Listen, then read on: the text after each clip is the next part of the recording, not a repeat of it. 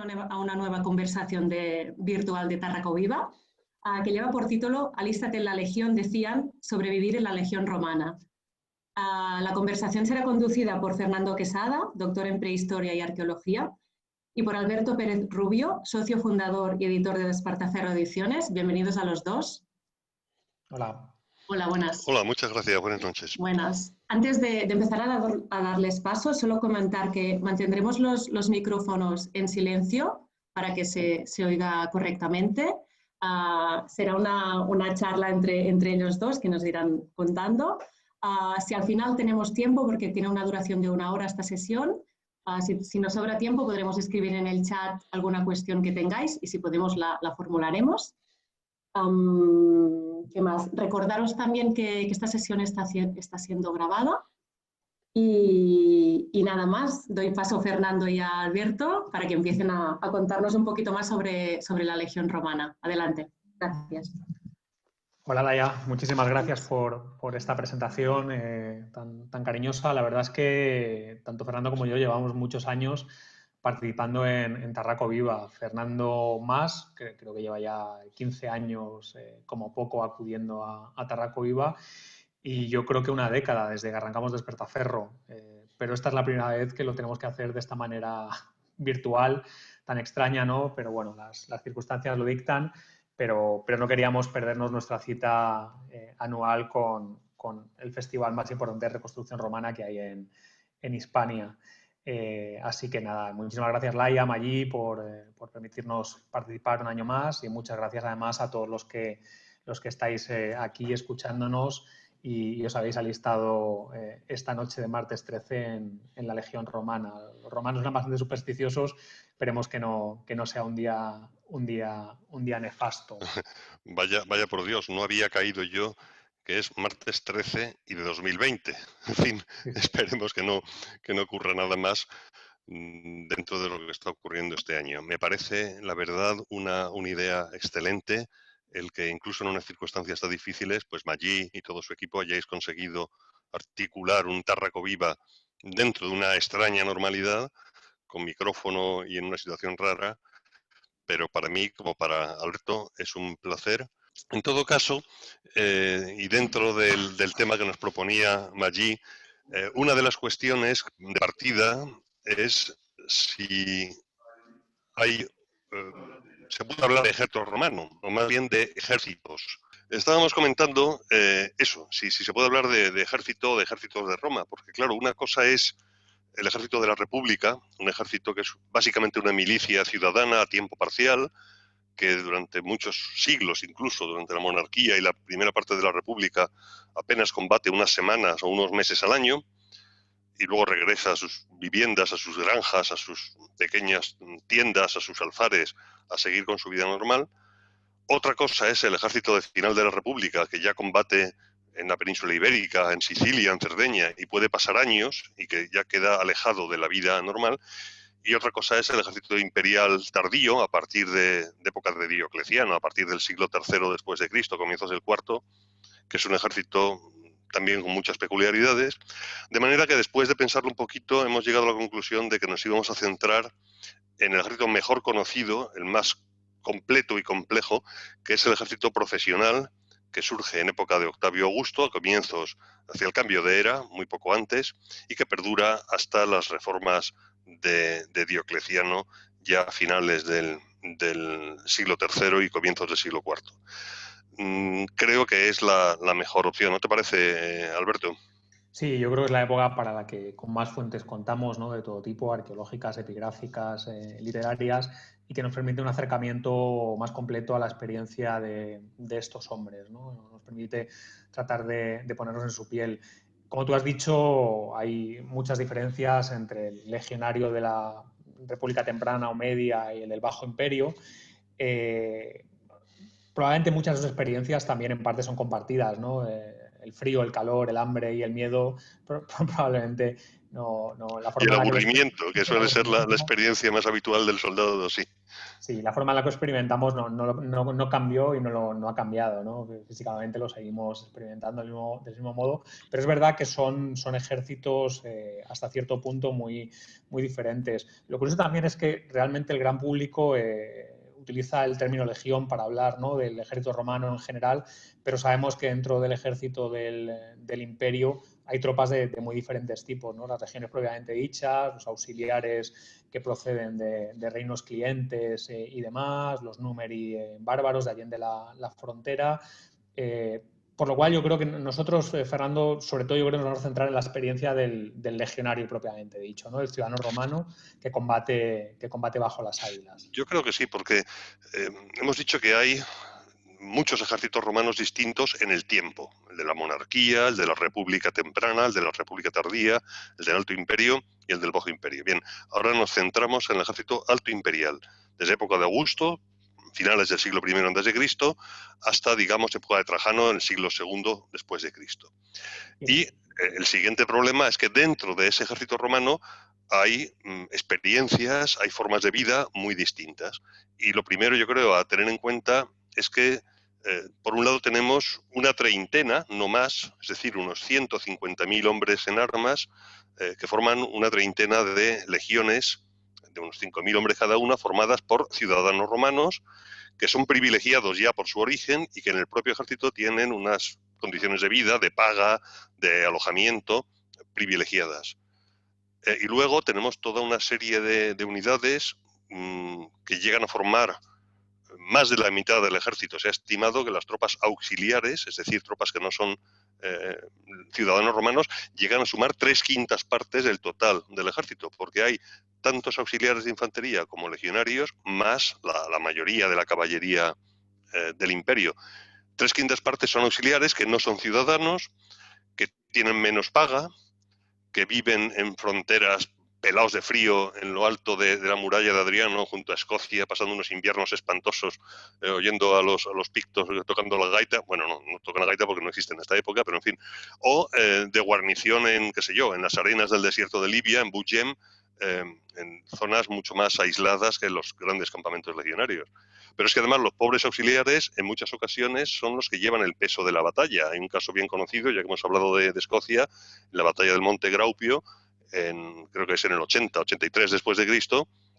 Los romanos ganan la batalla usando solamente tropas auxiliares, mientras que los legionarios están en reserva mirando el panorama desde retaguardia. Sí.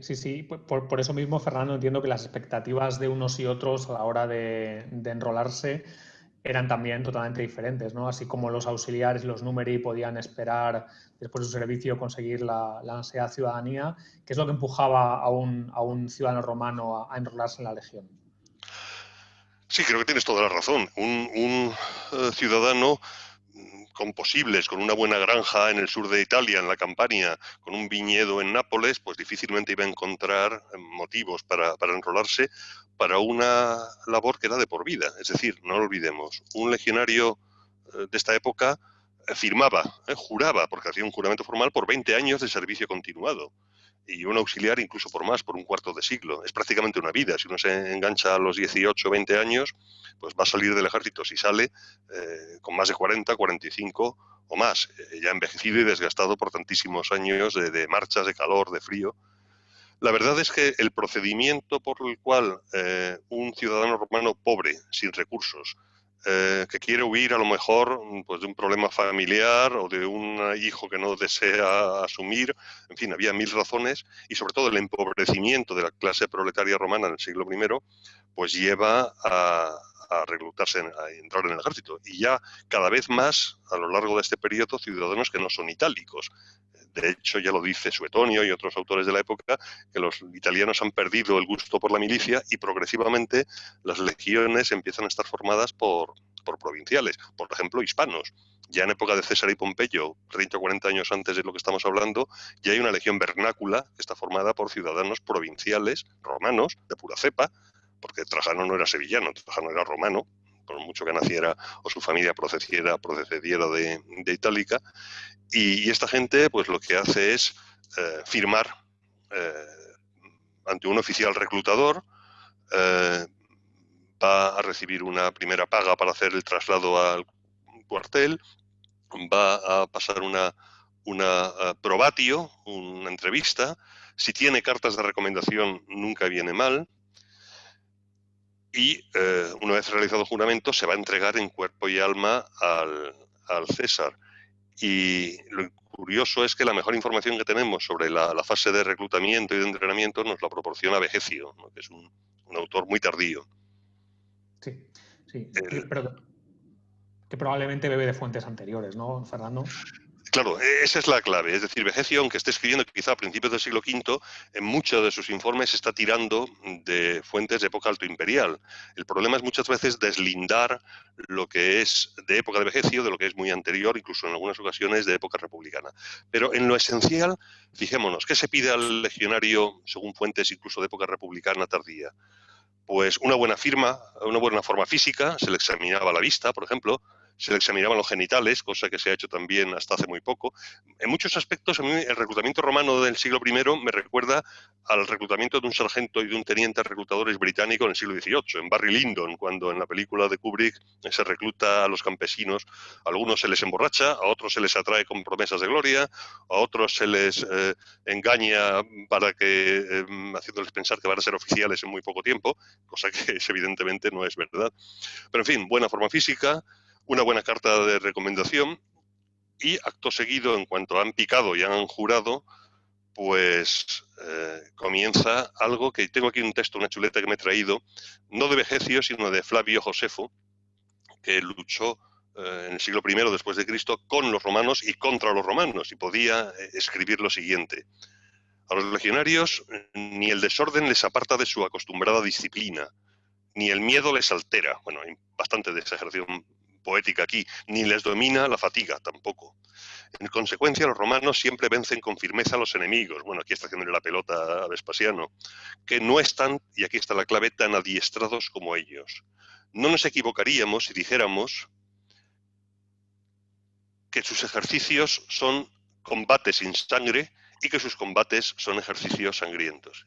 Y eso es lo que cuenta Vegecio cuando habla de marchas extenuantes a paso gimnástico, con dos tipos de paso ordinario y paso ligero, cuando habla de excavación de fosas y terraplenes para hacer los campamentos, luego de luchas con armas de pega, pero armas que pesan el doble, ¿no, Alberto? Pesan el doble del peso de las armas reales para que el soldado se acostumbrara a luchar con un escudo y un arma de madera y de mimbre muy pesados, y luego el arma real resultara muy, muy liviano.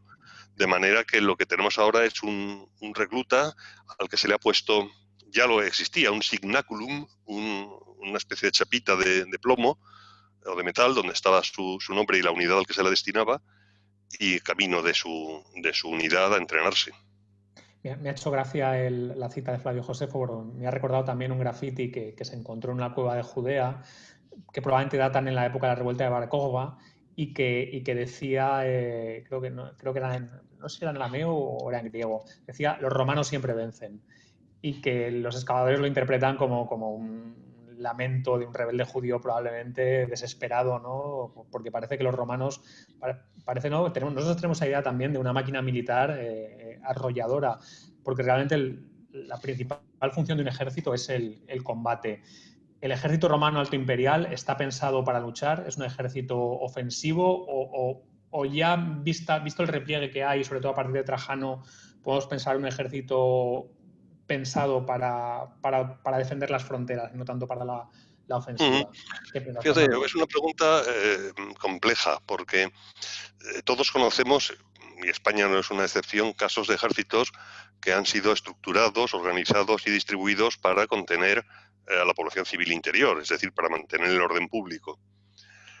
Pero sin citar casos de España, estaba pensando, por ejemplo, en la Guerra Fría, dos ejércitos enfrentados, la Bundeswehr, el ejército de la Alemania Occidental, y la Volksarmee, el ejército de Alemania Oriental.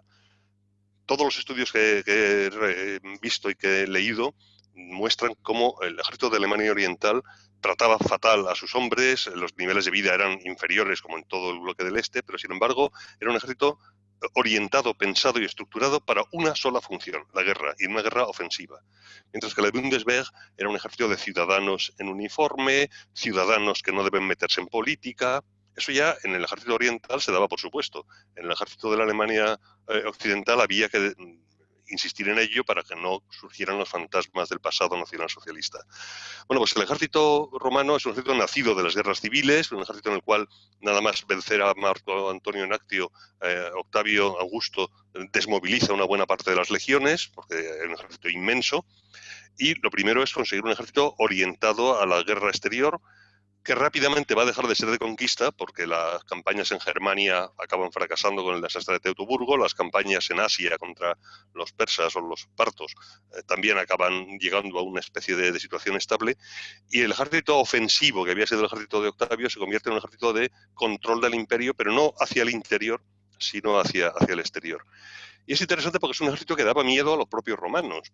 Las fuentes nos lo cuentan con claridad. Si hemos visto la película Gladiador, el propio general en época de Marco Aurelio nunca ha estado en Roma, y cuando llega como esclavo a Roma y ve el anfiteatro Flavio, el Coliseo, se queda pasmado.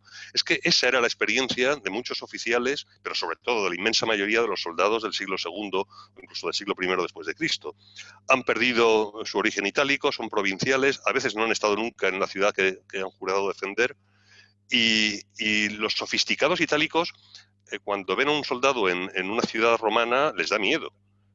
Los ven como seres brutales, que hablan un latín pésimo, que no se les entiende, que se pasan en la vida en tabernas y burdeles. No me extraña, si están todo el día de guarnición en un campamento en el Rin o en el Danubio, pues en cuanto llegan a la dulce Provenza de permiso, que los tenían a veces, o a Marsella, pues lógicamente se desatan. Y, por ejemplo, Suetonio, lo menciona en sus sátiras muchas veces, son reconocibles porque eran muy bestias y porque llevan algunos elementos del uniforme o de la ropa militar que los civiles no llevan. Hay una escena de taberna y de prostíbulo que cuenta Juvenal, que cuenta como un civil acaba tirado en el suelo entre vómitos y pisoteado, dice Juvenal, por las botas claveteadas. Y eso para un romano de este momento, es decir, un soldado, un animal, de este que no nos gusta tener en casa, pero que nos defiende de los bárbaros, con sus botas claveteadas está machacando las manos del civil. Y esa disociación entre civil y militar se está produciendo ya en el siglo I, en época de Augusto. Y es lo que decías tú, es un ejército orientado a la lucha, pero progresivamente pasando de una postura ofensiva a una defensiva lineal a lo largo de las fronteras del imperio. Sí. Y eso es una cosa que yo creo que lo habíamos comentado, Alberto, tú y yo, ¿no? Que un legionario podía pasar toda su vida militar de 3 décadas o de 2 décadas sin haber luchado nunca en una batalla. Sí, sí, sí.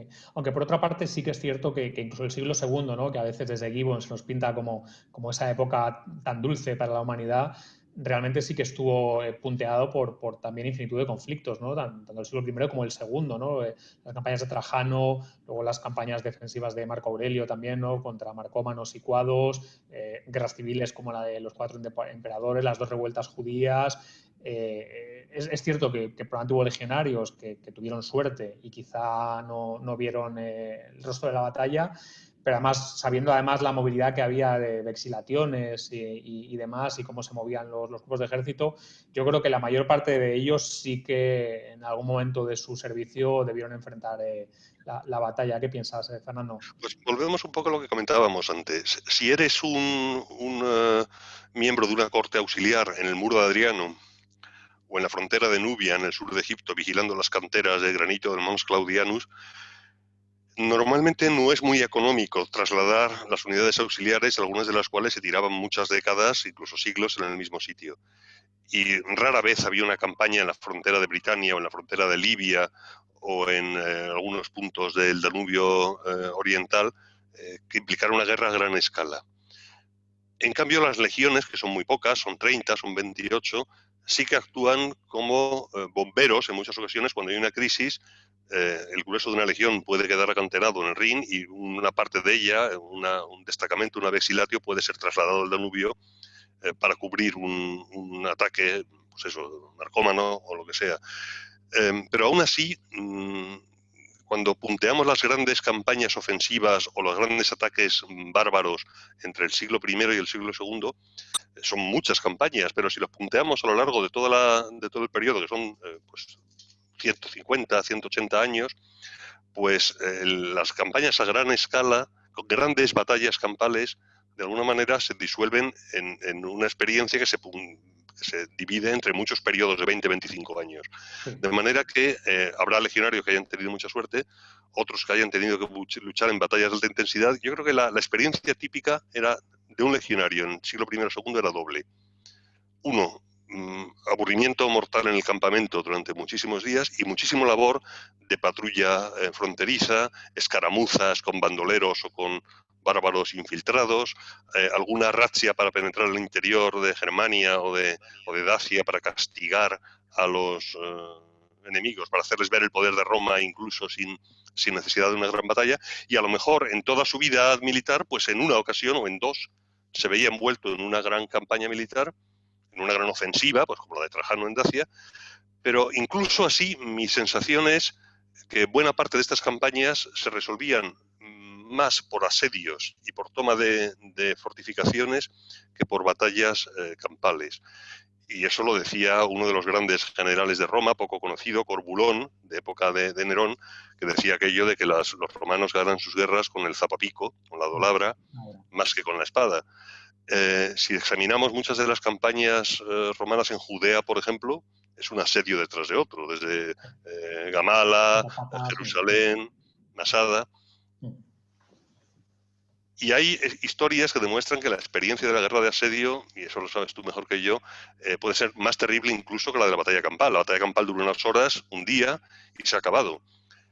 Vámonos ahora al siglo III después de Cristo, a Dura Europos, en la frontera de Mesopotamia, un asedio entre romanos defensores, persas sasánidas atacando, y una escena que podría ser pues, de la Primera Guerra Mundial. Los persas excavan una galería subterránea para meterse debajo de la torre de la fortificación romana, los romanos oyen los golpes de pico y excavan una contramina desde el interior, se produce una lucha confusa en la oscuridad, en una galería infecta oliendo con escasez de aire, los romanos quedan medio atrapados y parece ser, dice Simon James, que lo ha reestudiado hace poco esa excavación, es una excavación antigua, que los persas queman una mezcla de azufre y de brea en unos calderos y crean dióxido de azufre, que es un gas venenoso para los pulmones, y 20 legionarios mueren asfixiados como ratas en el interior de la galería. No está tan claro, hay quien discute la interpretación, pero eso demuestra que la experiencia de la batalla era terrible, pero la del asedio y la de la guerra de ratas en las trincheras de los asedios eran incluso peor, ¿no? Sí, sí, sí. Hablando de Josefo, del que hablabas antes, él nos cuenta con pelos y señales el asedio de Jerusalén y lo que cuenta es dantesco, tanto para la población civil sobre todo, pero también los romanos tuvieron que batirse el cobre para ir tomando muro tras muro hasta llegar al templo, ¿no? y a la Torre Antonia. Sí, lo que estábamos hablando antes, yo creo, cuando decíamos que tenemos una imagen monolítica, decías tú antes, del ejército romano, y el ejército romano pues está formado por seres humanos y tenía problemas de pánico, de bajones de moral y de indisciplina. Es decir, esta imagen del ejército leal, casi robótico, que marcha bajo las águilas imperiales camino de Germania. Tengo por aquí, he traído en mi chuleta un texto muy, muy divertido de la guerra en Germania. Un poco después de la batalla de Teutoburgo, la moral del ejército se desploma, no solamente de los ciudadanos en Roma, sino en el ejército. Y cuenta Tácito, que fue la mujer de Germánico, Agripina, la que tuvo que poner orden porque los romanos de retaguardia iban a quemar el puente que cruzaba el Rin y iban a dejar al otro lado del río aislados al grueso del ejército. Es un ataque de pánico y eso empieza en retaguardia y es una mujer, la mujer del general, la que pone un poco de orden. Pero Josefo, ya que lo citas, tengo aquí otro texto que dice: el desorden y el barullo hizo mella en las legiones. Como nadie podía contar lo que había ocurrido, y es un problema de un incendio casual por la noche en las líneas de asedio romanas, iban los legionarios de un lado para otro muy angustiados. Al no aparecer ningún enemigo, se asustaban los unos de los otros. Parecían estar envueltos en un pánico terrorífico, hasta que Tito, enterado de lo sucedido, ordenó informar de la situación a todos y de esta forma, aunque con cierta dificultad, sus soldados se tranquilizaron. Es decir, los soldados romanos, los legionarios entrenados y bien armados, eran tan susceptibles al pánico como cualquier otro.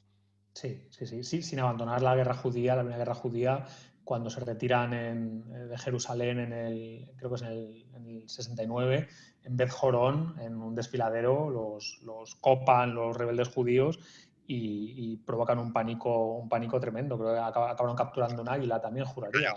Efectivamente. Es decir, que lo de Teutoburgo no es una excepción, sino que se da con frecuencia. Sí. Ahora, también tienes razón que, aunque la guerra de asedio sea agotadora y tenga episodios terribles como este que contábamos de los gases de Duroeuropos, o aunque la guerra de patrullas o la guerra de guerrillas contra los pictos en Escocia o contra los beduinos en Libia sea terrible, hombre, la batalla es una experiencia terrible.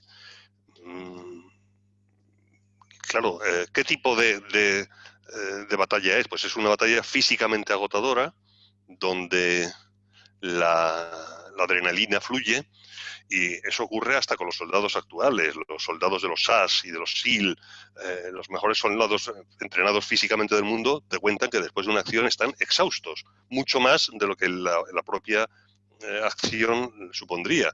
Y no solamente el peso del equipo, sino la adrenalina que fluye y la reacción posterior. Pues eso pasaba en una batalla romana. La idea de Hollywood, ¿verdad?, como la batalla de Gladiador, en la que chocan y durante media hora están dándose golpes sin parar, no es realista. Las batallas eran no más pausadas, pero sí más tentativas, más irregulares. Una unidad avanzaba, otra retrocedía, y de repente un centurión arrojado con unos soldados veteranos veía que los enemigos vacilaban y se lanzaba en tromba, y los otros huían antes de entrar en contacto. De manera que la experiencia de la batalla era breve, era extremadamente traumática, sobre todo por el tipo de heridas que se causan.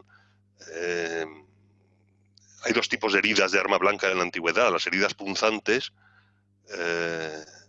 que son las más peligrosas, lo dice el propio Vegecio, ¿no? Los romanos enseñaban a herir con la espada de punta más que de filo, porque con que te metan 2 dedos de punta de espada o de lanza en el pecho te han matado. Pero estamos en el caso del Gladius Hispaniensis, ¿no? Cuando los romanos se enfrentan con espadas cortantes, tienen verdaderos ataques de pánico también, porque no están acostumbrados a esas heridas. Tú, Fernando, además tú a nivel arqueológico has documentado heridas probablemente de Gladius Hispanienses de época republicana, ¿no? En un yacimiento cordobés, el Cerro de la Cruz. O sea, lo habéis visto. Sí, de hecho, por primera vez se ha publicado al gran público en el último número, y no estoy haciendo propaganda, pero es que es así, da la casualidad. En el último número de Despertaferro dedicado a Viriato hay un artículo de uno de mis colaboradores, de Eduardo Cabanag, que es director de Despertaferro antiguo y medieval, y mío propio, sobre las heridas que causa una espada antigua. Y son espeluznantes, porque, por supuesto, una espada de este tipo te destripa y te saca los intestinos y te mueres con ellos agarrándotelos, en la misma experiencia que tendría un soldado moderno con una metralla. Pero los huesos nos cuentan que estas espadas o estas armas blancas son capaces de amputar limpiamente una tibia y un peroné. Tenemos un individuo caído en mitad de una calle que un golpe de espada le ha amputado limpiamente el peroné y solamente se ha quedado enganchado en el maleolo de la tibia justo antes de amputarle limpiamente la pierna. Eso es una herida mortal, claro. Es que es increíble, Fernando, porque es el pasaje de Tito Livio cuando habla de que los macedonios se asustaron, creo que en Pinda o en Cinostéfalos, viendo lo que las espadas romanas podían hacerles. Lo habéis documentado arqueológicamente, o sea, es tal cual, o sea, lo que cuenta. Exactamente este texto que acabas de citar es el que estaba pensando antes. Es decir, los romanos, dice, cuando vieron aquellos cuerpos despedazados, aquellos brazos arrancados por el Gladius Hispaniensis, pensaban, ¿contra qué enemigos vamos a luchar los macedonios? Claro, los macedonios estaban acostumbrados a las heridas de pica, que es una punta estrecha del grosor de un dedo, que penetra en el pecho y te mata, pero es una muerte, digamos, menos aparatosa o menos terrible. Y una de las cosas curiosas, estamos hablando de las terribles heridas, de las matanzas.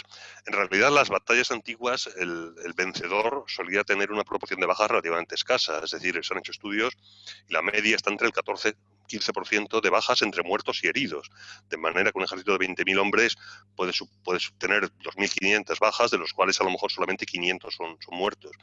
Y en ese sentido, y para no dar la sensación, yo creo, ¿no?, de que el ejército romano es una vida terrible de poca esperanza de vida, es al contrario. Por ejemplo, los servicios médicos del ejército romano, aunque no fueran un cuerpo de sanidad militar como los modernos, sí que había una escala de especialistas en medicina. Nadie en Roma, salvo un senador o un miembro de la orden ecuestre de alto nivel, tenía la combinación de vida sana, luego lo veremos al hablar de los campamentos, y de atención médica, incluso en caso de mutilaciones o heridas que tenía Roma. Hay varios estudios sobre los servicios médicos en el ejército romano y sabemos que había algo parecido a nuestros sanitarios, es decir, a los soldados que tienen un entrenamiento básico, además de como fusileros, pues tienen un entrenamiento con capacidad de cuidar, taponar heridas, hacer un torniquete. Bueno, pues en el ejército romano había unos soldados inmunes, es decir, unos especialistas que estaban libres de tareas de guardia o de limpiar letrinas y que en cambio tenían un cierto entrenamiento sanitario, que solían colaborar con una figura que es el capsarius. El capsarius es un militar, un principal, quizá un soldado con cierta formación ya médica, que lleva una capsa, una especie de botiquín, una bolsa, y que se encarga de las heridas en el campo de batalla. Y luego sobre ese nivel, es decir, tenemos los sanitarios elementales, luego el capsarius, hay medici. En el digesto de Justiniano, que recoge leyes muy antiguas, se habla de unos medici militum, de los médicos de los soldados, y eso es un lío espantoso porque parece que hay dos categorías. Hay médicos que son civiles, que parece que van durante un tiempo a las legiones y están un tiempo allí curando enfermedades, heridas, aprendiendo y luego se vuelven a la vida civil.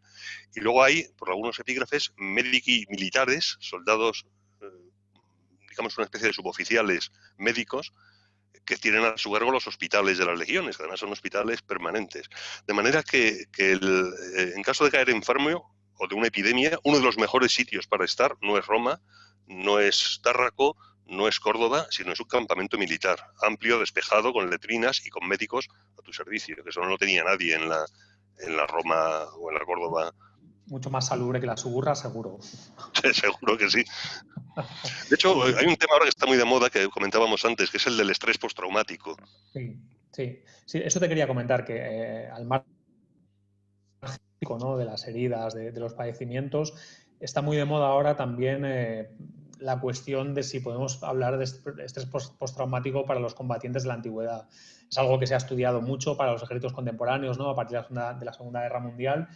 Y es algo que yo me pregunto también. Hay gente que piensa, por ejemplo, que se puede rastrear incluso ya en la Ilíada, parece que puedes rastrear episodios de estrés postraumático. Pero por otra parte hay otros estudiosos que argumentan que la vida en el mundo antiguo era mucho más brutal, estaba mucho más hecha a la sangre, ¿no?, desde ver la pena de muerte hasta matar un animal en el campo, formaba parte de la vida diaria, también de nuestros abuelos, ¿no?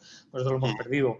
Y hay gente que de esta manera argumenta que quizá en el mundo antiguo los individuos eran menos susceptibles de estrés postraumático. ¿Qué piensas tú, Fernando? Pues yo estoy más de acuerdo con lo segundo que estás diciendo. Hay varios trabajos recientes que pretenden mostrar la existencia del síndrome de estrés postraumático, que en general además es postraumático, es decir, se manifiesta semanas, días o meses o incluso años después de la acción. En la Primera Guerra Mundial era el shell shock, ¿no?, que decían que las ondas expansivas de las explosiones afectaban físicamente al cerebro y que eso tenía efectos médicamente medibles. Un segundo, que me dice el ordenador que es hora de reiniciar. No, esperar una hora. No, le he dicho que no, que espere una hora. Los ejemplos que se buscan para el mundo antiguo de estrés postraumático en realidad no son de estrés postraumático, son en muchos casos ejemplos de, por ejemplo, ceguera temporal en el campo de batalla, el caso de Maratón. Eso es un efecto psicosomático que es, o físico, porque llega a ser somático, pero que no es postraumático, es del momento traumático. Y luego se ha utilizado un texto de Celso, el famoso médico del siglo II, que trata de un tipo de locura raro que él define dentro de los tipos de locura, un tipo de locura causado por el miedo, dice. Y se ha puesto algún ejemplo, pues de me acuerdo, un veterano de Macedonia que había luchado en las guerras macedónicas, que luego se había vuelto en las guerras civiles y cuando se quedó atrapado en Perugia, en el asedio de Octavio, de Marco Antonio, total, que cuando vio que la ciudad iba a caer, prendió fuego a su casa y se metió dentro y se abrazó. Y se ha puesto como ejemplo de estrés postraumático. No tiene por qué serlo, es decir, el propio Appiano, que creo que es quien cuenta esto, dice que estaba un poco para allá, el hombre este, que ya estaba tocado de toda su vida. Puede ser estrés postraumático, pero yo creo que tienes razón en lo que has dicho, y es que el tipo de sociedad, el tipo de mentalidad, no es el mismo. Es decir, desde que se ha reconocido el estrés postraumático como una enfermedad digna y, digamos, respetable, se ha disparado el número de casos. Y en una sociedad moderna, veteranos de la guerra de las Malvinas, veteranos de la guerra de Irak, estadounidenses, tienen unas tasas de estrés postraumático diagnosticado mucho más altas que las de veteranos de la Segunda Guerra Mundial, que estuvieron combatiendo mucho más tiempo y en condiciones normalmente mucho peores, pero en una sociedad mucho más dura. Si nos remontamos a época romana, con su énfasis en la virtus, en el valor varonil, etcétera, pues es debatible. Y luego, por último, el estrés postraumático puede estar causado por no soy médico, pero vamos, he leído algo sobre el tema, por una situación breve, pero sobre todo es causado por acumulación, por agotamiento de una guerra que nunca va a acabar. Y los momentos de tensión en una guerra antigua suelen ser más limitados en el tiempo. No es una batalla como Verdún, que estás soportando bombardeos día tras día, semana tras semana, hasta que mueres, sino que puede durar unas horas, un día. Y eso yo creo que la situación es distinta. Yo estoy de acuerdo contigo tanto por lo que comentas, tanto por el nivel de experiencia como sobre todo por el entorno ético, moral y simplemente del día a día en el que vivían estas gentes, ¿no? Es verdad que en el mundo contemporáneo vemos la muerte y la enfermedad son realidades que tratamos de esconder y de ocultar y bueno, vivimos más ajenas, más de espaldas habitualmente a ellos, pero yo creo que eran realidades ubicuas en el mundo antiguo, ¿no? La mortalidad infantil es tremenda. Sabemos también por lápidas de legionarios que la esperanza de vida muchas veces mueren muy jóvenes también, gente con 20 y pocos años que están muriendo. Entonces yo creo que su percepción y su experiencia es totalmente diferente a la del mundo contemporáneo, totalmente diferente. Yo creo que la presencia de la muerte es diaria. Efectivamente, en el ejército romano era mucho más fácil morir de enfermedad o de un traumatismo en una cantera o en una obra que en batalla. Sí era más fácil morir en una patrulla de estas, cruzando el Rin o una cuestión de ese tipo. Pero el entorno era mucho más brutal. Es decir, ¿cuál es la espina dorsal de un ejército ayer y hoy? Pues sus mandos intermedios. Es decir, hoy diríamos los suboficiales. En el ejército romano eran los centuriones. Bueno, un legado, jefe de una legión, los 5 o 6 tribunos que mandan la legión, están pues como un general de brigada o un general de división hoy en día, ¿no? Son seres remotos a los cuales apenas se ve en el día a día. Más próxima a la experiencia, lógicamente, en una legión, pero aún así la diferencia de vida entre el legado de una legión, que tiene un verdadero palacete dentro del campamento, y los soldados hacinados en un espacio mucho más pequeño, aunque mucho mejor que cualquier artesano de Roma, desde luego, de la subura, como decías antes. Yo creo que la base del ejército romano es algo que no tiene ningún otro pueblo de la antigüedad, que es una estructura de mando muy reglada, cuya espina dorsal es el centurión. Yo siempre me gusta comentar, y insisto una vez más, la imagen que tenemos, se suele decir que el centurión es como un sargento, incluso como un sargento mayor en el mejor de los casos. Claro, un centurión es más un oficial que un suboficial, es decir, una legión tiene 60 centuriones, y el primero de ellos, el primus pilus, pues estaría algo así entre un sargento mayor regimental en el ejército británico, que manda casi tanto como el coronel, aunque en 2 escalas distintas, y con el que el coronel se reúne y le pide consejo antes de tomar cualquier decisión, antes incluso que a los mayores o comandantes de batallón. Yo creo que el centurión se parece a una figura que había antes en el ejército soviético, si se me permite la comparación, que era mi ruso no es lo que debiera ser, Paproshchik, que es una figura que no es un sargento normal, en el sentido de que en el ejército soviético los sargentos eran de la misma quinta que los soldados, los mejor formados, los universitarios, les ascendían a sargentos y no tenían mucha ascendencia sobre sus hombres. Pero tampoco es un oficial, tampoco es un capitán. En el ejército soviético, los tenientes y capitanes hacían muchas tareas que en el ejército europeo, americano, hacen los sargentos. Bueno, pues en el ejército romano pasa lo mismo. El centurión hace labores de capitán de compañía de manera rutinaria, y al tiempo hace labores de sargento de pelotón. administra disciplina brutal muchas veces de manera directa y al tiempo lleva el papeleo y lleva buena parte de la administración de una unidad. De manera que la estructura básica del centurionado es más la de algo a caballo entre oficial y sargento mayor o de sargento senior, antes que un subteniente, un brigada, antes que un sargento habitual. Lo que comentabas sobre que conforman la espina dorsal, yo estoy totalmente de acuerdo. Yendo un poquito unas décadas antes del Imperio, a la época de la conquista de las Galias, en el Bellum Gallicum, César recalca constantemente frente a los legados o tribunos el papel que tienen los centuriones y cuando vienen mal dadas realmente los centuriones caen como moscas. En Gergovia creo que caen un montón, no sé si es una decena de centuriones, ¿no? Realmente son la espina dorsal del ejército. Me imagino que también el tema de los centuriones realmente vienen de la clase de tropa, ¿no? No son un tribuno, un legado que tienen otra extracción social y son realmente gente que se ha batido el cobre para llegar a donde están, ¿no? En un mundo tremendamente competitivo como es el mundo militar romano. Yo creo que los sargentos, los centuriones de la serie Roma de HBO, Moreno y Pulo, sí. Y Pulo, que están tomados además de César, sobre todo, no sé si era Pulo Moreno, el que era más bestia, el grandullón, refleja muy bien esa mezcla, ¿no? Son seres fundamentales para el funcionamiento de la legión, dar ejemplo, cuando las cosas vienen mal dadas mueren en una proporción elevadísima, pero luego pueden ser extraordinariamente brutales. Un centurión del ejército del Rin en época de Germánico podía ser un verdadero animal, que tenía a sus tropas verdaderamente aterrorizadas, ¿no? El caso que comentábamos del Quedo Alteram, ¿no? Sí, lo que comentaba Fernando es una anécdota, ¿no? Que para disciplinar a los centuriones, para disciplinar a los legionarios, contaban con un sarmiento de vid, que es tremendamente duro, y lo que comenta Fernando era que el sobrenombre de esta hermanita de la caridad era Dame otra, que va alteram, porque partía los sarmientos de vid, la vitis, sobre la espalda de los pobres legionarios, así que podemos hacernos una idea de la simpatía que le tenían. Creo que hubo un motín, no sé si es en las regiones del Lírico, del Almacia y tal, y a este se lo cargan, claro. Sí, acabó en el río, molido a palos.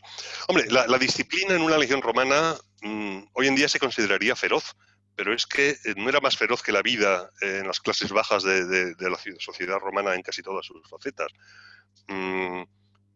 Sí, la castigatio, ¿no? Los golpes con la cepa, la estaca del centurión, pues era un castigo habitual. Pero había toda una gama para distintas infracciones que algunas nos resultan sorprendentemente modernas, ¿no? Hoy en día un sargento que apalea a un soldado se busca un lío, pero ahí estaba una multa pecuniaria, era que se le perdías un casco, pues se te deducía de tu paga el equipo que habías perdido. Contestabas mal al centurión, acababas limpiando letrinas. Y luego se te podía humillar personalmente o en comunidad, es decir, una unidad, un pelotón, un contubernium de 8 personas que metía la pata en el campo de batalla o en una patrulla, pues se le podía perfectamente decir, bueno, pues ahora vas a hacer guardia sin el cinturón militar, sin el cingulum, sin el balteus, de manera que vas a llevar la túnica como una mujer. Y eso era muy humillante porque cualquier ráfaga de viento te levantaba la túnica y estar haciendo un servicio militar de armas sin el cinturón que sujetaba la túnica y que protegía las partes más apreciadas por los legionarios, pues era una humillación terrible. Había degradaciones, es decir, un inmune, un herrero, un pagador que metía la pata en algo, pues podía ser degradado a soldado raso y volver a limpiar letrinas, a limpiar establos, a hacer guardias de noche, etcétera. Y luego sí. Perdona, Fernando. No, desde eso hasta el apaleamiento, hasta la muerte, pues hay toda una gama de castigos. Sí. Y la disciplina es evidentemente uno de los factores que explican el éxito que tiene el ejército romano, ¿no? como institución. Y otra quizás es el espíritu del cuerpo, la capacidad que tuvieron las legiones para imprimir ese esprit de corps entre las unidades legionarias, ¿no? Y además que son unidades que tienen una vida muy longeva y que en muchos casos podemos rastrear. El ejército romano en eso es tan tribal como el británico del siglo XIX, ¿no? Son leales a su unidad, sobre todo. Claro, son profesionales, llevan 20 años juntos, pueden odiar a su centurión, pero es su centurión, el de la otra legión es mucho peor, y hay anécdotas geniales. Yo recuerdo siempre, y la cuento en clase mucho, creo que fue pues en la época de Teutoburgo, allá por el año 14 o 15 después de Cristo, pero no en el Rin, sino en Panonia, en el otro frente. Se sublevan varias legiones, porque eso de la disciplina del ejército romano es un mito en todos los periodos, ahora podemos hablar de eso un poquito. Bueno, se amotinan varias legiones y 3 legiones se sublevan, y el problema está en que no todos se sublevan, además estaban bajos efectivos, había exilaciones, total, que entre las 3 legiones tienen los efectivos de una completa. Entonces deciden juntarse, hacer una sola legión, que es una unidad táctica más eficaz, y así poder enfrentarse a lo que Roma les eche. Y el problema es que cada una de las 3 legiones tiene su águila, y tienen que decidir cuál de las 3 águilas es la que va a representar a la legión. Y esto lo cuenta Tácito en los anales. Bueno, pues no se ponen de acuerdo. Cada uno quiere que su águila de su unidad sea la que represente a las... Total, que la cosa acaba convirtiéndose en un desastre de motín y se acaba extinguiendo, entre otras cosas, porque no son capaces de decidir cuál de las águilas, símbolo de la legión, es la que manda, ¿no?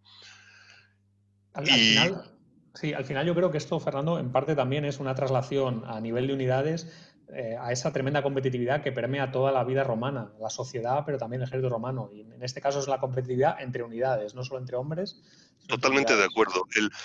Nosotros cuando hablamos del legionario romano solemos siempre tener en la cabeza la palabra disciplina, que es una palabra latina, disciplina.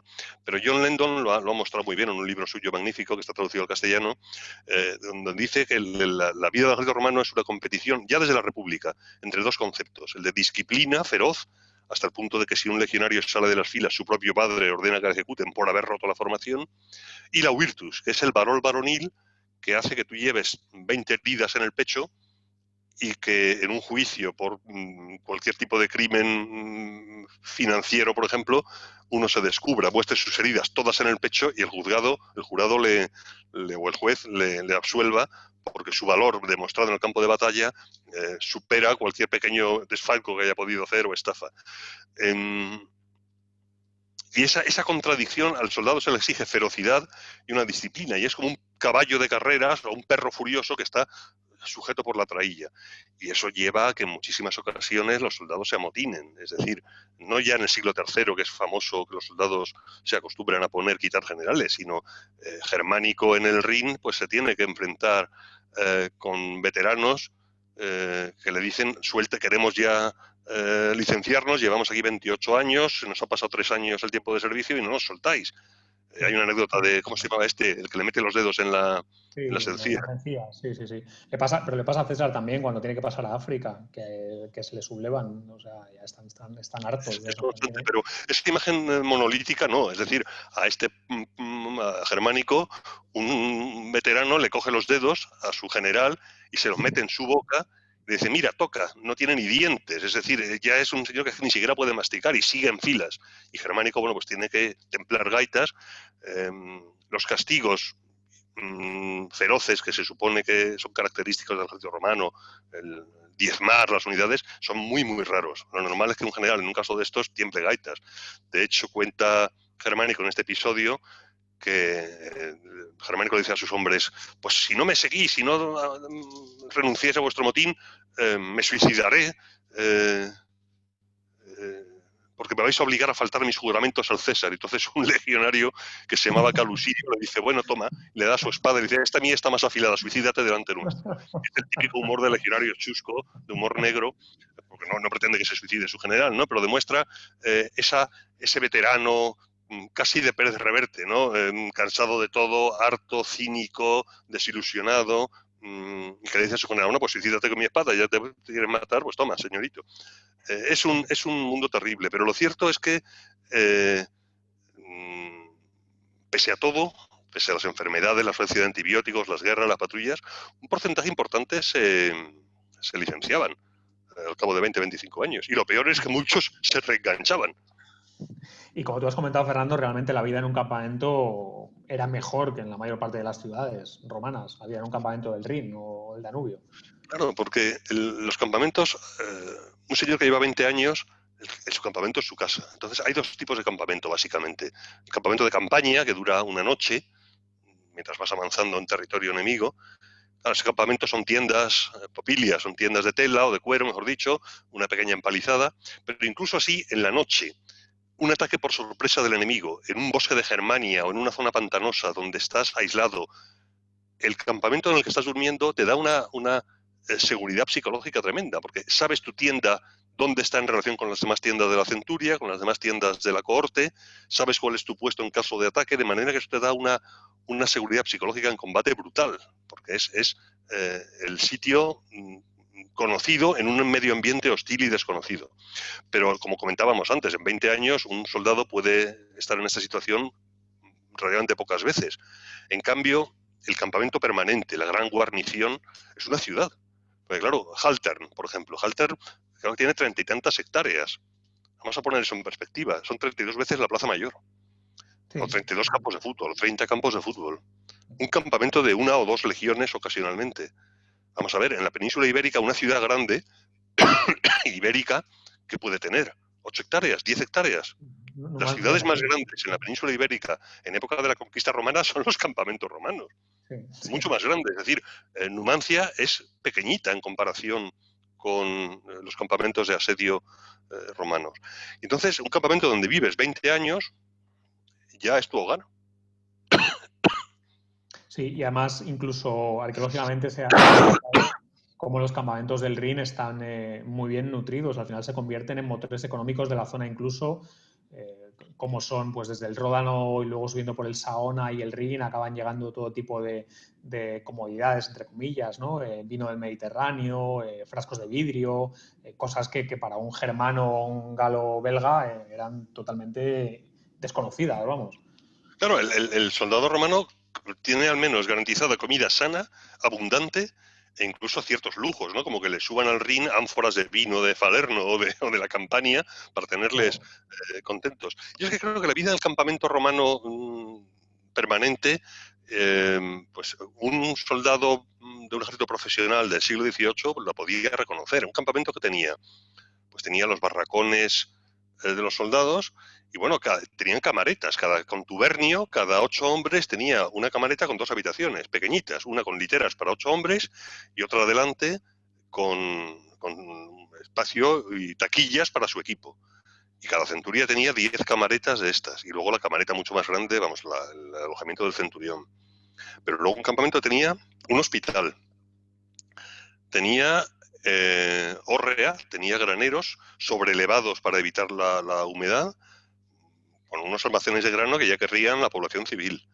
Tenía armerías, talleres, tenía capilla, tenía letrinas, en ocasiones como en Hausesteads, con agua corriente, con un nivel de higiene inalcanzable en cualquier ciudad de Roma, en cualquier ciudad, incluso en los barrios más ricos. Tenían en ocasiones termas, y todo eso dentro de los muros del campamento. Pero es que luego te sales fuera y para los periodos de fuera de servicio tienes tabernas, tienes prostíbulos, tienes buhoneros que te venden armas de mejor calidad o te reparan el calzado si tú no quieres reparártelo. Se convierte en una ciudad. Sí, circos, anfiteatros rápidamente. No en balde todos los campamentos romanos del Rin acaban deviniendo en ciudades. Colonia, Trier y demás, Santen, todas son...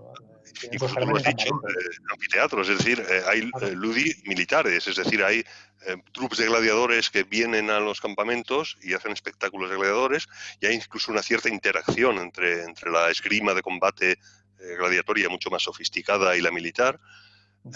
Hay palestras, no solamente para el entrenamiento, sino para eventos deportivos. No juegan al rugby como en Eton, pero sí hacen carreras y se mantienen en forma. Entonces, esa mezcla de buena alimentación, buenos servicios higiénicos, unos campamentos alineados donde el aire corre bien y una vida física, una actividad física sana, y yo creo que hace que el destino de un soldado legionario en el Alto Imperio sea en conjunto muy superior, no ya al de cualquier esclavo, sino al de buena parte de la población civil del imperio, de la población campesina y sobre todo de la población urbana, artesanos, la gente que vive en las grandes ciudades. Yo creo que eso está así. Sí, es que algo que hoy damos por hecho, como es el comer día a día, el tema de la alimentación regular, en un mundo, en el mundo antiguo o en el mundo, realmente el mundo hasta hace unas décadas no estaba nada asegurado. Entonces, simplemente el tema de asegurarte una alimentación regular, que cada día ibas a comer N veces, realmente era un lujo ya. Simplemente Es eso un es un lujo. lujo. Y luego es una vida que para el militar profesional es una vida muy reglada. No tienes que tomar decisiones, te lo dan todo hecho.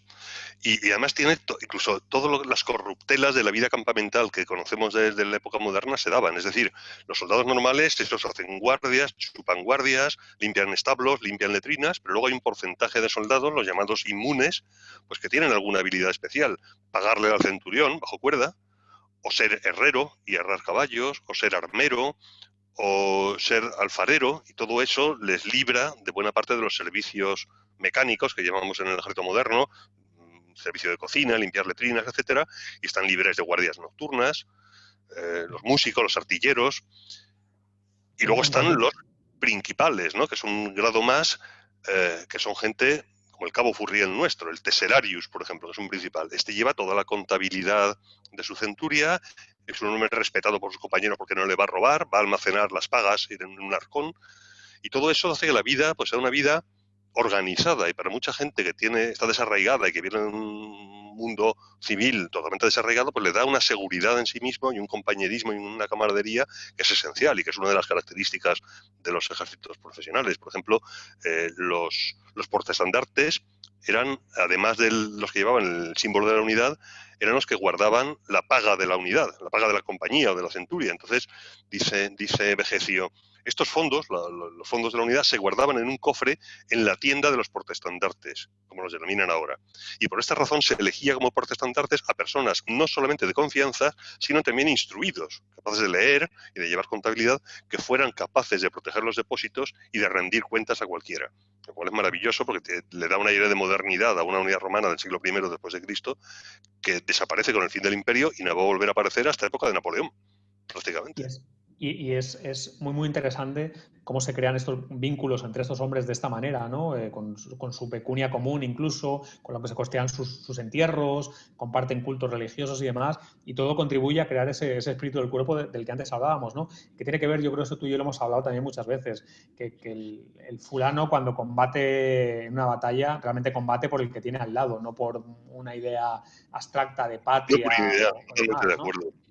También tengo la sensación, fíjate, de que últimamente, sobre todo en los últimos 15 o 20 años, se están haciendo muchos libros sobre las cartas privadas que los soldados mandan a sus familias. En lugares como el desierto egipcio, por ejemplo, se han conservado muchas cartas en Oxirrinco, en Bujem, que antes cité, en Libia, o en el otro extremo, en Vindolanda, en el norte de Gran Bretaña, la humedad ha preservado muchas tablillas y muchos textos. Y eso nos da una visión de la vida de guarnición con todas sus facetas, desde las corruptelas hasta los servicios de guardia, hasta las compras menores de clavos para las botas, que se han caído las botas y para el zapatero hace falta comprar clavos. Pero luego hay toda una proporción de cartas que nos indican que un porcentaje relativamente grande de soldados sabía escribir o leer. Bueno, muchos de ellos a lo mejor encargaban al soldado del pelotón que sí sabía leer y escribir que les escribiera las cartas. Pero, por ejemplo, en Egipto se han encontrado muchas cartas que son maravillosas. He traído un ejemplo. En el siglo II hay un marinero que se llama Apión, que escribe desde su base en Miseno, en Italia, es un marino, es una de las unidades militares asignadas a la Armada, pero este viene de Egipto, lo cual es poco habitual, porque normalmente los soldados se quedaban más o menos en su área geográfica. Para empezar, el cursus públicos, es decir, el correo imperial, le permite mandar la carta gratis, y la carta está conservada, se ha encontrado en el Fayum, y manda una carta a su padre, a Epímaco, y da recuerdos, y dice que se ha hecho un retrato de uniforme que les va a mandar, o sea, se ha hecho pintar un retrato y es un sueldo raso, a Filadelfia, que es donde vive el padre, que el padre se llama Epímaco, y dice a su padre, he cambiado mi nombre griego por un nombre más romano. Dice, me he rebautizado como Antonio Máximo, dice, porque claro, es un provincial que está en Italia ahora, y que su familia, por tanto, a partir de ahora debe llamarle Antonio Máximo. Pero la sensación que dan muchas de estas cartas es que suelen ser de reclutas, es decir, de gente que lleva poco tiempo en servicio. y que a veces da recuerdos a su hija, a su familia, a su padre, a su madre, se acuerdan con nostalgia de su tierra de origen. Y a veces piden que le manden ropa, por ejemplo. O sea, que el ejército le proporciona ropa, pero piden más. Pero la sensación que me da es que con el paso del tiempo, estos lazos civiles, familiares, se van desvaneciendo. Y al cabo de 10, 15 años, tu padre muerto, tu madre ha muerto, tu hermana se ha casado, tu hermano está en el ejército, sabe Dios dónde, y al final la familia que queda es el contubernio. Es eso que volvíamos a hablar antes del universo, el microuniverso del soldado, ¿no? Sí, sí, tus comilitones al final, ¿no? No con quien naces, sino con quien paces, ¿no? Al final... Claro, los comilitones, el contubernio, son además con quienes comes, ¿no? Con los que tienes tu perolo, y los soldados se hacen la comida entre ellos. Sí, exactamente igual que en los barcos del siglo XVIII, en el Victory, cada dotación de cañón tenía su mesa y comían en común con la gamella que hacían ellos. Y la verdad es que los soldados comían bien, es decir, comían mucho trigo, pero es que hay estudios de Davis, por ejemplo, que dicen que cada soldado recibía el equivalente de 1,5 kilos de grano cada día, para hacer pan, para hacer gachas, cebada, trigo. Pero, por ejemplo, antes se decía que los soldados romanos no comían carne, y resulta que ahora los estudios arqueológicos de los campamentos romanos, en Germania, en Gran Bretaña, en muchos sitios, están demostrando que comían carne, comían ovicaprinos, comían buey a veces, comían mucho cerdo, sobre todo.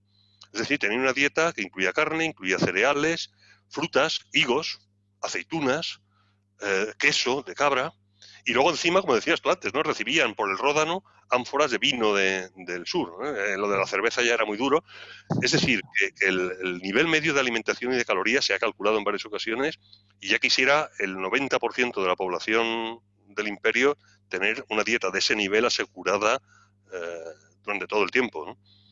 Más les valía estar en buena forma porque, aunque no combatieran, no hemos comentado que había muchos periodos de aburrimiento, pero realmente el Estado romano sabía cómo sacar el jugo, ¿no? a sus legionarios, aunque no estuvieran blandiendo las armas. Hoy en día, cuando estás en el ejército, sobre todo en el ejército británico, en el español también, una de las manías cuando los soldados están aburridos y no sabes qué hacer con ellos es ponerles a pintar de blanco las piedras de los caminos, ¿no? Y los cuarteles estaban llenos de bidones o de caminos hechos con piedrecitas pintadas encaladas de blanco. El ejército romano, desde luego, era el máximo instrumento del servicio del poder imperial, y valía para todo.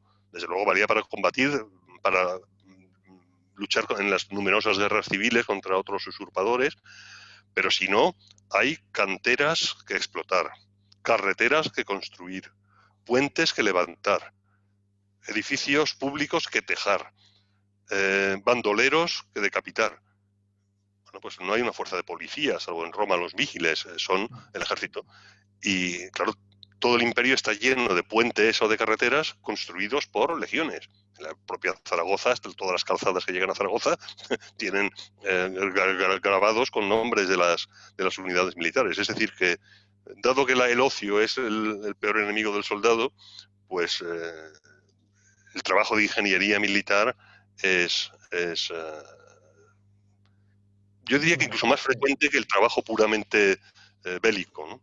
Sí, y desde luego muy perdurable, porque en el imaginario y en nuestro paisaje y en el imaginario colectivo, las obras de ingeniería civil del ejército romano son realmente mucho más perdurables que sus gestas bélicas, ¿no? Acueductos, vías, puentes, puertos. Los puentes que hay en la península ibérica. Claro, el ejército tiene agrimensores, tiene ingenieros militares, que tampoco es una novedad. En el siglo XVII, en el siglo XVIII, los mejores ingenieros eran militares, y muchos de los arquitectos, hasta el propio Leonardo da Vinci, hicieron también trabajos de fortificación. Se consideraba algo plenamente honorable. También es cierto que empezamos con la parte bélica y la dureza de la vida del soldado. Luego hemos dicho que en el fondo no solamente no vivían tan mal, sino que vivían muy bien, pero la cosa tenía esos inconvenientes. Porque claro, no hemos hablado las mujeres, ¿no? Que no se podían casar. Sí, esto es cierto, ¿no? Y realmente acaban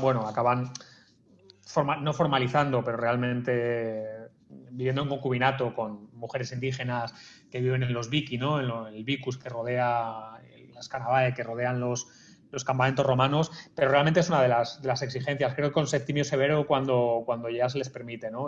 Contraer matrimonio legalmente a los legionarios. Claro, pero hasta el momento en que eso ocurre, el soldado tiene que vivir en una especie de concubinato, y si lleva 15 años en la frontera, pues necesita un poco de calor de vez en cuando, y entonces acaba teniendo uniones informales con hijos que el Estado solo reconoce cuando el legionario o el auxiliar se licencia con la honesta missio.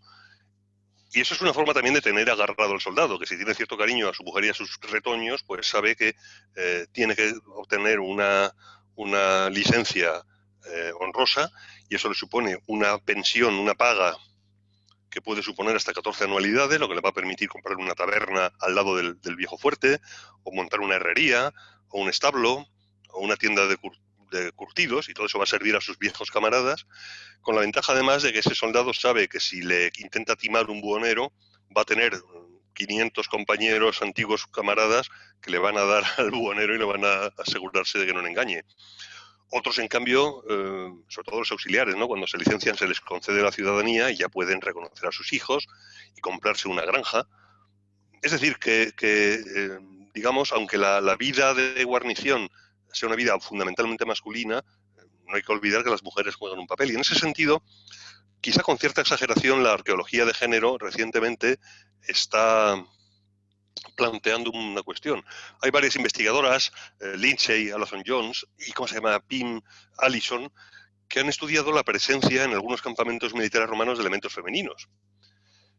Y eso ha provocado una polémica importante, porque sí es cierto que en algunas áreas de los campamentos pues aparecen, en Vindolanda, por ejemplo, aparecen zapatos que son muy pequeños, tienen que ser de críos, como de 8 o 10 años, zapatos de cuero, no son botas militares, no son de adulto, pueden ser o femeninas o de niños.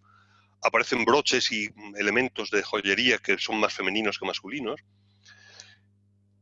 Y aquí hay dos líneas de opinión que todavía no se han decantado. No hay un consenso. Unos piensan que, bueno, que ya se sabía que había mujeres en los campamentos romanos, no permanentemente, pero había siervas y esclavas que vivían sirviendo al comandante de la guarnición, sea un legado legionario, sea un tribuno o un prefecto de un ala, pero que también prostitutas posiblemente entraran escondidas de vez en cuando, igual que en el siglo XVIII entraban. Las botas pequeñas podrían ser perfectamente de pajes, de niños que se encargaban de cuidar a los caballos y que los soldados les pagarían para descargarse en las corruptelas típicas de campamento. Es decir, Allison ha llegado a proponer que hasta un 15% de la población de un campamento militar sería femenino. A mí me parece una exageración patente, porque hay muchísimas explicaciones para la presencia de algunos elementos femeninos en algunos puntos de los campamentos, que no es la permanencia de mujeres en guarnición, cuando además sabemos perfectamente por las fuentes que había mujeres, pero que estaban 20 metros más allá, al otro lado de la empalizada, y que ese 15 o 20% o más de mujeres de guerra o de campaña, o de prostitutas, o de tenderas, o de lo que fuera, viven al exterior. El ejército romano es un ejército masculino, lo es, pero no es un ejército inhumano. Y en ese sentido, bueno, pues aunque no se les permita un matrimonio legal completo, pues sí tiene una vida razonablemente normal, incluso en este sentido. Oye, estoy viendo, Alberto, que son las 11 menos cuarto. Es que me estaban comentando que deberíamos ir acabando, porque la verdad es que tú y yo nos podemos tirar siglos hablando lo podemos romano. Si quieres, acabamos con una reflexión última que yo creo que es pertinente. ¿Ves al ejército romano como un ejército moderno en cierta medida? ¿Un ejército que es diferente a los ejércitos que conocemos para el mundo antiguo, previos? Yo creo que es las dos cosas a la vez. Corresponde a una sociedad que en muchas cosas nos resulta enormemente familiar, pero que en otras cosas es muy distante de la nuestra. Han pasado 2000 años.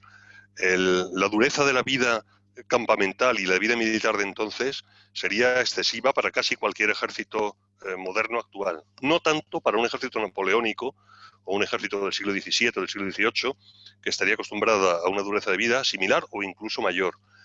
Estructural y organizativamente hay muchísimas similitudes con ejércitos relativamente modernos. Desde luego, no hay nada comparable en complejidad y estructura organizativa al ejército de Augusto, al ejército de Trajano, hasta prácticamente época de Marlborough, a la época de la guerra de la Ilustración, ¿no? Incluso de época napoleónica.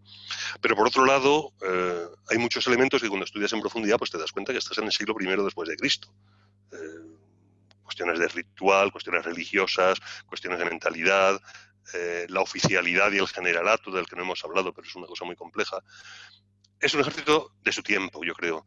Y un ejército que en su tiempo, sin ser invencible, que nunca lo fue, yo creo que fue un ejército con una estructura y una capacidad, bueno, los hechos lo demuestran. Durante muchos siglos el ejército romano no tuvo realmente rival en el campo de batalla, e incluso en sus estertores finales, cuando se transforma en el ejército bizantino, el ejército romano normalmente en el campo de batalla demostró seguir siendo superior tácticamente y organizativamente a sus enemigos, a cualquier enemigo. El colapso del Estado romano se debe a una pléyade de factores, y yo creo que el militar no es el fundamental, al menos en cuanto a eficacia. Es decir, el ejército bajo imperial para mí no es un ejército decadente, es un ejército puesto al día. Y eso sí, con elementos peligrosos como la barbarización, pero eso es otra historia que podemos quizá en otra ocasión. Sí, podremos hablar en otra ocasión. Yo creo que ya nos hemos ganado, y los oyentes también se han No, ganado. Sí, y las gachas y el vaso de vino, por ejemplo. Por ejemplo. Así que nada, bueno, muchísimas gracias a todos por estar con nosotros. Muchas gracias a Tarraco Viva, a Magí y a todos la gente de Tarraco Viva, y como siempre ha sido un placer estar con vosotros. Muchas gracias, de verdad. Sí, ha sido un placer pasar este rato con vosotros. Igualmente, gracias Fernando y Alberto, y a todos los que habéis asistido, y buenas noches. Muchas gracias. Buenas noches, gracias. Hasta luego. Hasta luego.